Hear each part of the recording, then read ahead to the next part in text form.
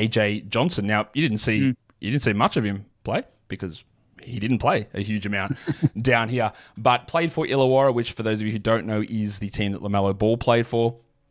Down here, he played 8 minutes a night, which is, I think, probably the lowest minute total of anybody that's in this draft class. I can't think of anybody that was in that zone, like 21. It's hard to take much out of these numbers, like 13 points per 40, 21 usage, 39 attempt rate. He just didn't play. So he came down with a little bit of fanfare down here, probably obviously not as much as what Alex Sarr did, but where are we at with Johnson? Is it's a guy that came in with that level of pedigree, playing in this man's league, strong league, doesn't just give opportunities across to young players, but obviously he didn't take anything that he was given really. So what's the story of his season, and how far does that set him back? Yeah, it's interesting. I think as far as what his draft stock is, the season definitely set him back. Yep.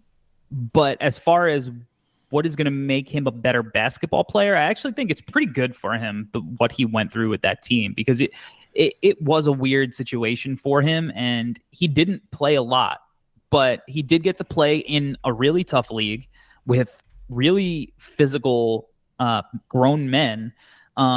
And we got to see how he adjusted to that. Now, it's hard to take anything out of the offensive percentages just because he's getting 3 minutes one game. Maybe he gets 11 minutes the next. Then he's going to play 30 seconds. And it's like, it's hard to find a real rhythm, right? So you're really just looking for the flashes of the kind of skills that he has. So I think for me, one of the reasons that I've stuck with him and been high on him through the process, I got to see him in high school. Yeah, okay. I saw him play live at the Iverson Classic game, which had a lot of the guys in this class, Rob Dillingham, Steph Castle, a bunch of guys who were at the top and who are going to be in next draft too. And he was by far the best player on the court. It wasn't even close. And this was in front of a bunch of NBA scouts and evaluators that were also there to see it. And so the thing that was interesting and the thing that he took advantage of was getting to go to these combine games and show what he could do. And he was one of like the breakout players in these combine games, showing off like he has this, athleticism. He had, a crazy poster dunk. He was really quick. He made some really intriguing passes, and he was able to knock down shots on and off the ball. But, in a 2-game sample, it's just as hard to really pick stuff out as it is, in his sample from Illawarra. But the one thing I will say he was consistent with, and the thing that impressed me the most about his season in Australia, is that he was, I think, pretty excellent as a defender. Okay. Like, this is a kid who did not weigh in, at 220 pounds at the combine. Thin frame, good, not great length. But I thought the way he moved, the way he competed, his effort level, I thought that was the thing that shocked me, because I was expecting him to show offensive flashes, even, without some of the percentages and the numbers and the scoring outbursts. You could still see like the makings of, an NBA skill set, but the defense took me by surprise. And I think that's a really encouraging sign that he was not only able to compete defensively, but he was willing to do it and not just sulking because the season didn't go his way.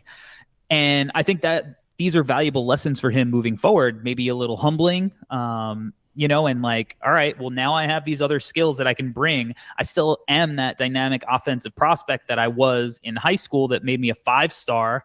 Right. But now I also have these other things that I learned that I can hang my hat on. I went through a little bit of adversity. I had to fight through that. This was a challenging season. I was away from home. So I think that all of that stuff is a positive going forward for him. And, I've never removed him from my first round throughout this entire year just because he wowed me in person in a way that a lot of prospects, haven't. But I just think he's a very intriguing upside swing for a team. I'm not telling a team to take him in the lottery or anything, but if you're a team that has a couple of different picks and you want to take a swing on somebody, I think he's a pretty damn good swing to take.